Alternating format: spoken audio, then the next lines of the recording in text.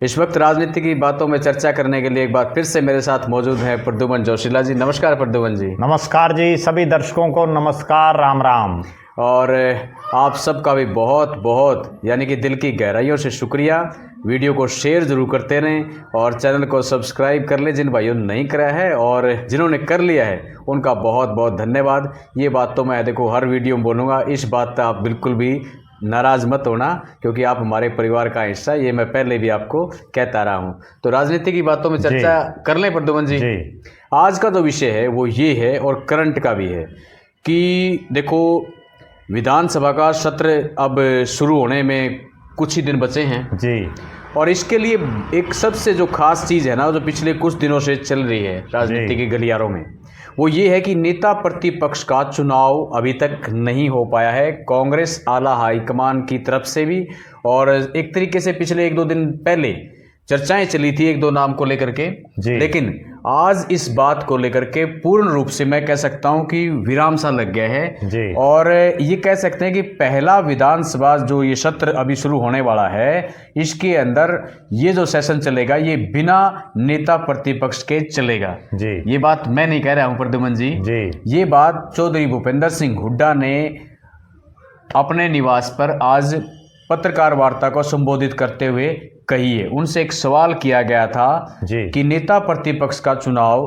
क्यों नहीं हो पाया है और कब तक होगा जी। तो इस पर उन्होंने कहा है कि महाराष्ट्र के अंदर चुनाव चल रहे हैं और ये मुझे लगता है कि इस चुनाव के बाद ही हो पाएगा, यानी तब तक तो ये सेशन हो चुका होगा जी। क्यों जी। इसलिए मैं ये कह रहा हूं कि ये जो पहला सत्र होगा ये बिना नेता प्रतिपक्ष के हो सकता है। अभी बाकी जो हाईकमान है वो इस पर क्या अपना जो ना वो करती फैसला लेती है, वो उनका कहना भी था। क्यों प्रद्युमन जी, क्यों, क्या कहेंगे आप?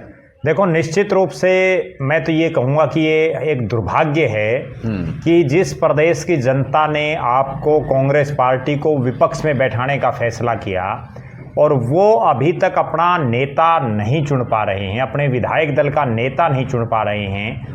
और विपक्ष सबसे मजबूत होना चाहिए, क्योंकि अगर विपक्ष मजबूत नहीं होगा तो सत्ता पक्ष निरंकुश हो जाएगा। बिल्कुल। पिछले बहुत सालों बाद पहली बार ऐसा वाक्य है जब इतना मजबूत विपक्ष प्रदेश को मिला है। बिल्कुल। इस बार जो है 39 विधायक प्रदेश की विधानसभा में विपक्ष में हैं, 5 सांसद भी कांग्रेस पार्टी के हैं। जबकि अगर इनकी तुलना आप करेंगे, चाहे आप 2005 से या 2004 से ही बेशक आ जाएं उठा करके, लगातार जब आप देखेंगे तो आप देखेंगे कि विपक्ष हमेशा कमजोर रहा है। लेकिन ये पहला मौका ऐसा है जब हरियाणा प्रदेश की जनता ने एक मजबूत विपक्ष को चुना है। बिल्कुल। मजबूर नहीं बल्कि मजबूत विपक्ष। लेकिन बिल्कुल वो कांग्रेस के नेता खुद मजबूत की बजाय मजबूर बन रहे हैं। वो कोई फैसला कर ही नहीं पा रहे हैं। 1 महीने से ज्यादा चुनावी परिणाम हुए को हो गए जी। पहला जो विधानसभा का जो सत्र था जिसमें विधायकों ने शपथ ग्रहण लिया पहले दिन, अब उसका जो है दूसरा सेशन ये जो शुरू होगा उसमें बिना नेता प्रतिपक्ष के कांग्रेस रही। अब एक बार फिर से जिस तरह से चौधरी भूपेंद्र सिंह हुड्डा का बयान आया है, क्योंकि हुड्डा साहब सबसे सीनियर नेता हैं और कांग्रेस पार्टी के हरियाणा प्रदेश में सबसे मुख्य कर्ता धर्ता वही हैं। बिल्कुल। और जब उनका ऐसा बयान आना, और एक तर्क ये कि महाराष्ट्र में चुनाव है, तो मुझे नहीं लगता कि इस तरह का कोई लॉजिक है। अब ये महाराष्ट्र के चुनाव हो जाएंगे, उसके बाद ये सेशन भी खत्म हो जाएगा। फिर जब अगला सेशन आएगा तब तक जो है उसके बीच में लोकसभा संसद चल पड़ेगी, लोकसभा राज्यसभा, फिर वो एक बहाना हो जाएगा। फिर दिल्ली में चुनाव आ जाएंगे। इसी तरह से चुनाव की तो सतत प्रक्रिया है। आप एक बात बताइए, दूसरी पार्टियां भी तो है प्रदेश में। भारतीय जनता पार्टी ने अपने विधायक दल का नेता बना लिया। बिल्कुल। इंडियन नेशनल लोकदल जिसके केवल 2 विधायक हैं उन्होंने भी अपना जो है विधानसभा में अपना नेता बना लिया। जबकि कांग्रेस जिसको 37 विधायक दे रखे हैं प्रदेश की जनता ने, और वो अपना नेता तय नहीं कर पा रहे। कितनी अचंभे की और अचरज की बात है कि अगर गलती से मान लीजिए, जिस पर हमने एक दिन पहले भी चर्चा की थी, कि अगर कांग्रेस को बहुमत दे देते तो फिर यही क्या बहाने चलते कि महाराष्ट्र का चुनाव है, अब ये है, अब हमारे नेता वायनाड में बिजी हैं। बिल्कुल। जिनको फैसला करना, आप एक बात बताइए, क्या कांग्रेस पार्टी के सारे नेता दिन और रात, वो उनको रोटी खाने तक का भी टाइम नहीं हो, सारा दिन महाराष्ट्र में लगे हुए हैं। ठीक बात है। भाई वो सिर्फ एक फैसला 37 ही आदमियों में करना है। हाँ बिल्कुल, 37 से बाहर का तो कोई बन नहीं सकता जी। जो 37 विधायक जीते हैं उन्हीं में से एक बनेगा। जब 37 में आप फैसला नहीं कर पा रहे तो आपको अगर देश और प्रदेश की जिम्मेदारी दे दी जाए, हाँ। या मान लीजिए कांग्रेस जो ये कहती है कि हमें जो है देश के प्रधानमंत्री बनाओ या हमारी केंद्र में सरकार बनाओ, अगर मोदी जी की जगह उनका राज आ जाता तो वो वहां तो उनको और ज्यादा दिक्कत होती, वो पूरे देश को कैसे चलाते। हाँ। जब 37 आदमियों में आप फैसला नहीं कर पा रहे, कितनी गंभीर बात है। और निश्चित रूप से मैं तो ये दुर्भाग्य मानता हूं हरियाणा प्रदेश का कि आज, जैसा हुड्डा साहब ने भी अपनी बात में कहा कि एमएसपी नहीं मिल रही और जो है खाद के लिए लोग भटक रहे हैं, लेकिन विपक्ष है कहाँ। ठीक बात है। आप किस स्तर पर आप लोगों के बीच में गए हो? मैं ये वही बात कर रहा हूँ कि पत्रकार जब सवाल करता है ना तब ऐसे जवाब निकल के आते हैं, अदरवाइज वही ऐसे सवाल केवल फॉर्मेलिटी, बिल्कुल केवल सिर्फ और सिर्फ जी। आप एक बात बताइए, मंडियों में कितने कांग्रेस के नेताओं ने दौरा किया? कि असली कहानी तो ये है कि दौरा तब करे जब किसी कोई अपनी जिम्मेवारी समझे। कोई जिम्मेवारी ही नहीं समझ रहा। प्रदेश के अध्यक्ष का नहीं पता कि वो कहाँ घूम रहे हैं। जो विधायक दल के नेता पिछले तो कम से कम चौधरी भूपेंद्र सिंह हुड्डा रहे हैं, बिल्कुल, वो ये बताएं कि एक महीने में उन्होंने कितनी मंडियों का दौरा किया। खाद के लिए जो लोग लाइनों में लगे हुए हैं, आपने या आपके कितने विधायकों और सांसदों ने उनकी सुनी?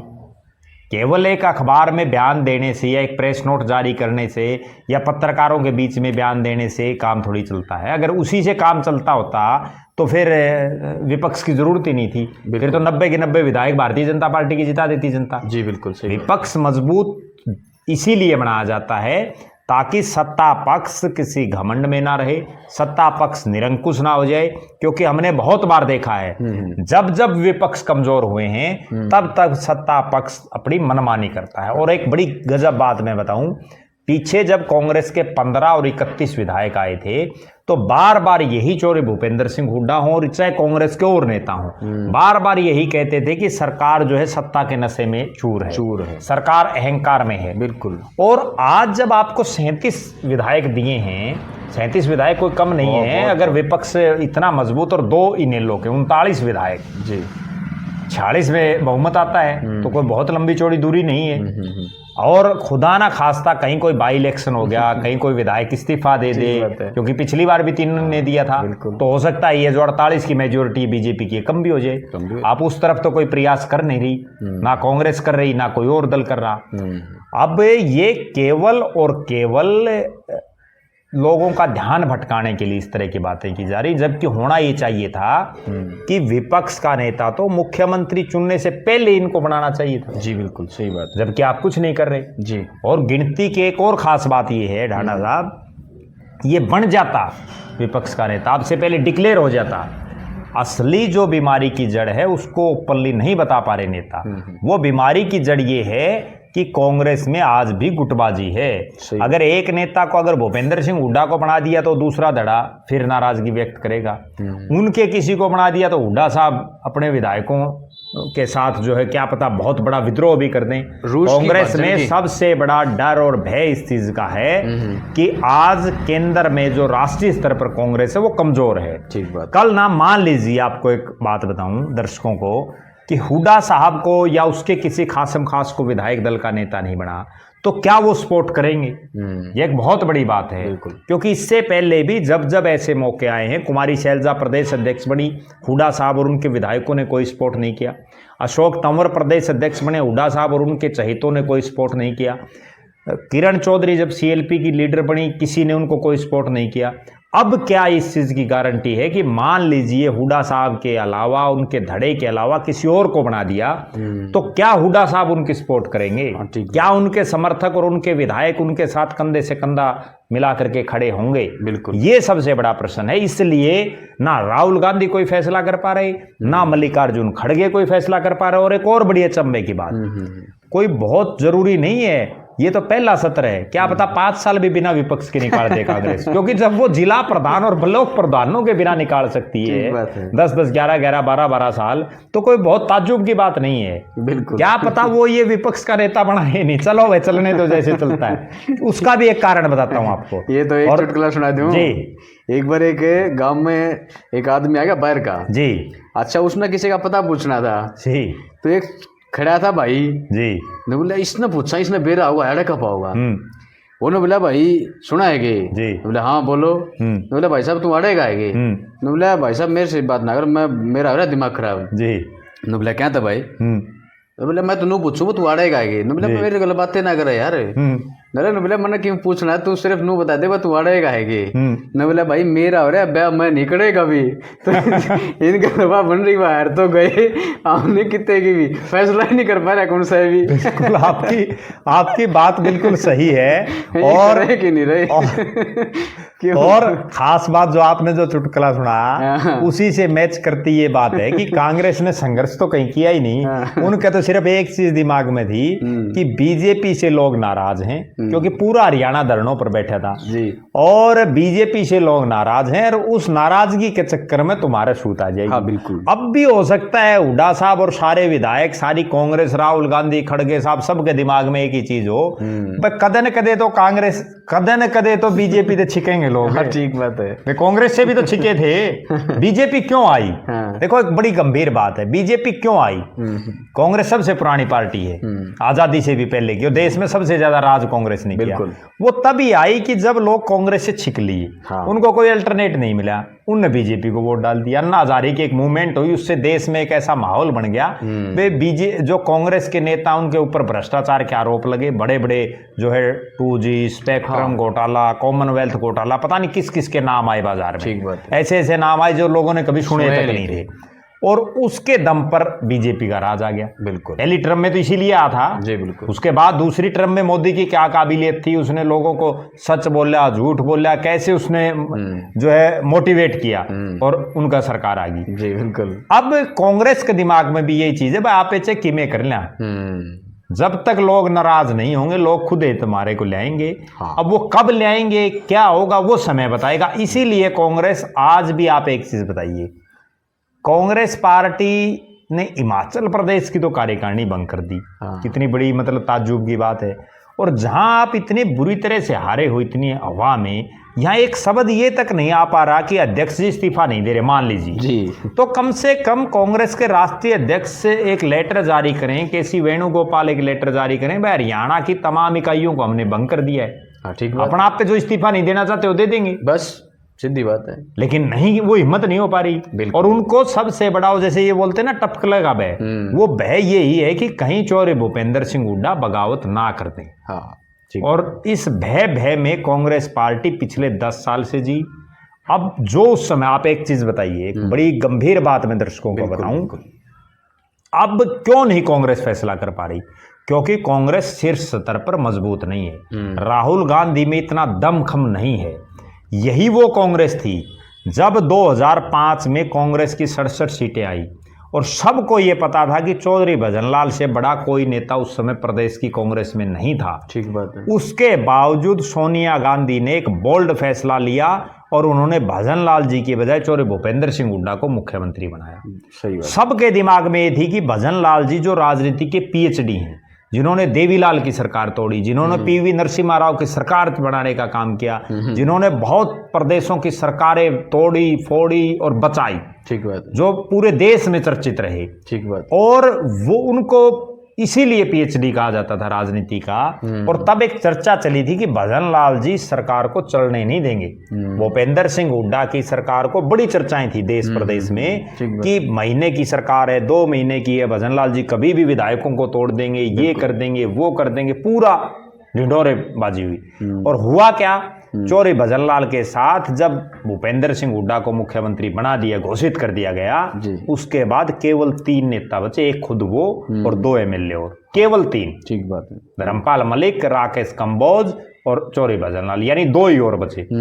और उस भजनलाल के पास बचे जिसने प्रदेश की, जैसे इस बार 72 सीटें बांटी ना, हुड्डा साहब ने 72 के आसपास, उस समय 70-72 सीटें चौधरी भजनलाल ने बांटी थी। वो सारे बाज गए जो बने। बिल्कुल बिल्कुल। और एक और बड़ी गजब और बात बताऊं दर्शकों को, जो नए युवा लड़के हैं उनको तो ये पता भी नहीं होगा इन चीजों का। तब चौधरी भजनलाल के बेटे कुलदीप बिश्नोई भिवानी से सांसद थे, और वो इतनी फोरम में थे कि जगह जगह, जैसे अब हुड्डा साहब मंत्री पद बांटते घूम रहे थे ना, अपने आप में जो कांग्रेस के नेता मंत्री बने सूते थे, उस समय कुलदीप बिश्नोई जी स्टेज से यूं घोषित किया करते कि इसको जिता देना भाई, इसको ये मंत्री बनाऊंगा। गिराय विधानसभा क्षेत्र होता था उस समय, जो अब टूट गया, और प्रोफेसर छत्रपाल सिंह ने चुनाव लड़ा था। उनके लिए तो बाकायदा कुलदीप बिश्नोई ने एक जनसभा में ये कहा था कि चौधरी भजनलाल को जिताओ, जो है छत्रपाल को गृह मंत्री बनाएंगे।